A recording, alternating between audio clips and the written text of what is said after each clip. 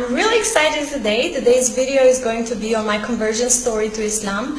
I know a lot of you guys have asked me to make this video, and I've been wanting to do it for such a long time. I finally got the chance to just sit down and record.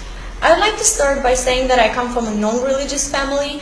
My parents do believe in God, but they don't believe in religion, and there's reasons for that. My grandparents went through communism. My parents were born and grew up during communism. My country was one of the most isolated at the time, and religion was banned by constitution. Basically, people have moved away from religion. It doesn't mean that people are not spiritual. So that was the case in my family. I grew up without any religious education whatsoever. We don't have religious lessons in schools. So basically, no one ever spoke to me about God, what's going to happen to me when I die, or anything like that. However, I was very spiritual ever since I was a little girl.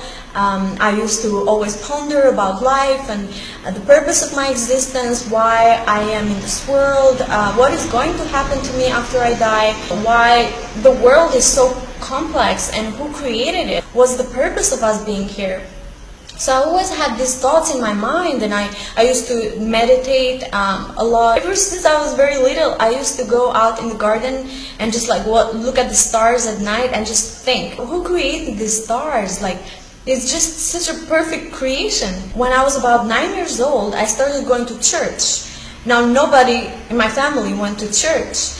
And my father really didn't like that. He used to tell me all the time, how can you believe that God has a son? He just did not like that. He's like, God is independent and God needs no son. However, I was a really stubborn girl, and I was very curious. I wanted to learn things. I wanted to know things. So I kept going there. And my parents never stopped me from doing that because they raised me to be independent and to make decisions for myself. So basically, my father would show me what is wrong and what is right, and then let me make a decision. So I kept going to church. I used to go 2 to 3 times a week. I used to even teach Bible to the little kids, and I really loved it. I loved the people at church. But then there was always a void in my heart. I could not explain it.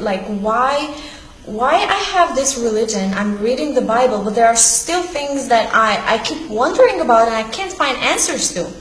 And then later on, I moved to the States, and there I continued going to church. Before that, I tried different churches. I went to Orthodox church, to a Protestant church. In the States, then I tried different churches as well, and I used to do that every week. However, I had a lot of questions I couldn't find the answers to. For example, the Trinity. I couldn't wrap my head around that. I couldn't understand it. How does it work? And every time I try to ask questions, the answers are not satisfying. People are just like, oh, well, that's the way it is, right? You just believe in it.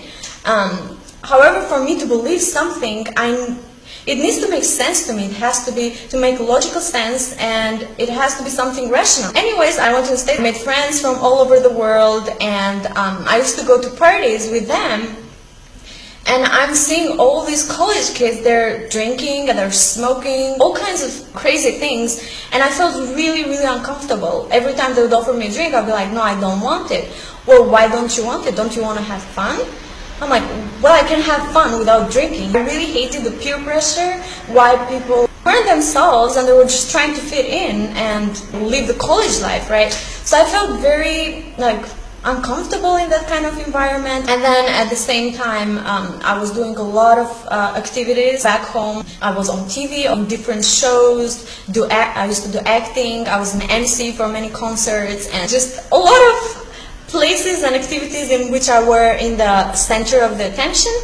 So I was doing the same thing even when I was in the States. I was traveling, and I really loved it. I was getting the things that I always wanted for myself. At the same time, I was going through a lot of struggles. I was just thinking about the people that surrounded me and life in the States, which was very individualistic to me. I see people working all the time, and they're running to work. They're just doing things, drinking in the weekends. But But I see that they're not happy, even though they are doing all these things. I'm like, what is the purpose of you working all day long, just barely paying bills? These people are not happy. They go shopping, but they're not happy. I see all these girls, these women trying to always dress up. I'm not saying there's anything wrong about that, because I used to do that. I still do that. If you're doing it because it makes you feel good, I mean, there is no problem about that. But a lot of girls do that so that they feel accepted by their friends or by guys. I was just really like confused. The lack of spirituality, and you know, everybody is on their phones, and there is a big void. Like, I feel like people are so unhappy. There's so many people that are on drugs. Why so many young people are on drugs? So I kept wondering about all these things. At the same time, I kept wondering, why am I unhappy? It happened that there were a lot of Muslim people around campus and my college, so I made friends from work and from school. And one time these girls, Muslim girls, they invited me over to their house it was during Ramadan, and these girls wear a scarf. So I had at the time a very, very negative image of Islam. Because of the media and everything, I had a really bad image of Islam. I never thought about converting to Islam or anything like that. And just like hearing about it, or just the Quran, I would get scared. I just didn't want to have anything to do with the religion. But I didn't have a problem with people for as long as they don't talk to me about religion. And so I went over to their place, and they were fasting. I don't know if I should call that fasting, but they were not eating and they were not drinking. At the same time, these are girls who cover. They were doing a lot of things that Muslim women are not supposed to do by religion. I was really shocked because I had a completely different image of Muslim women. I thought they were conservative, and I was just so shocked. Like, I'm like, why are these women doing these things? Like, is this how Muslim women actually are? So I just go home, and that's like the first part. I wanted to know what Islam is all about, what these women are all about, because I hear in the media that they're very conservative. And I went home and I researched it, and I was like, this is so much hypocrisy that I couldn't even swallow it. And that's how I got exposed to Islam.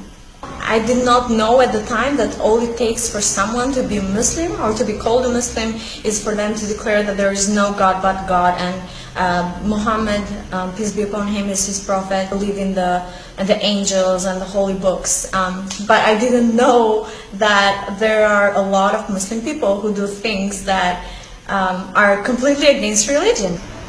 And then I went back home for an internship.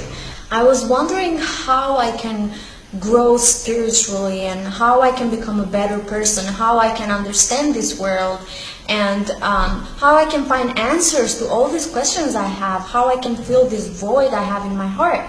And I figured the only way I could do that was to humble myself, to open my mind and open myself to new ideas and new experiences. I started, because I got interested in Islam, I started watching videos, and my mom started freaking out.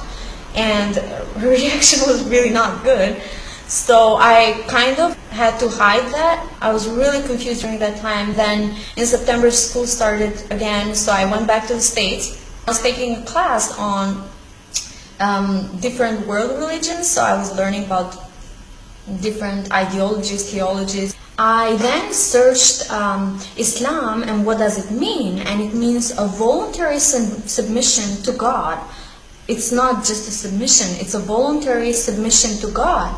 And I was wondering, why do people submit to God, or why should people submit to God? I kept pondering. I'm like, everybody is following something, everybody is worshipping something, everybody is submitting something to something, whether it be money, whether it be fame, whether it be a religion, whether it be drugs or alcohol. Everybody is submitting to something.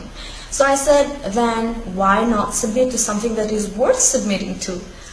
So that was what was going on in my mind. And one thing that I was really troubled with in the religion I was following, Christianity, even though I really believed in God and I believed in Jesus, was the fact that Christianity did not, like, it was very incompatible with science, because I did believe in science, and for me to be convinced about something that it is the truth, it needs to make logical sense to me. It has to be rational. I went online and I was searching about Christianity and Islam as well, and then I was just blown away because I found verses of the Quran that were obviously revealed 1400 years ago, and one that later proved in the 19th century. And I was, wow, this is mind-blowing to me. I went and I researched Quran. It was the very first time that I wanted to play Quran.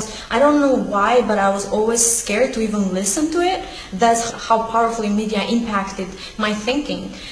Anyways, I just YouTube in the Quran. I played the first chapter, Surah Al-Fatiha.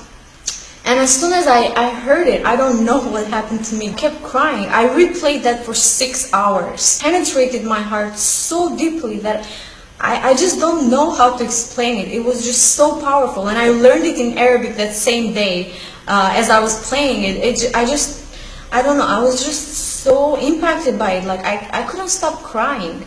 And then I said, there is no reason for me not to believe in this. I already believed in Christianity, and one of the wonderful things about Islam was that I didn't have to give up Christianity. I still believe in Jesus, but I just believe that he's a prophet. I went to the restroom, I washed my face, and then I ran to my friend and I said, I want to become a Muslim. She's a Muslim girl. I said, I want to become a Muslim. I want to say my Shahada. Can I say my Shahada?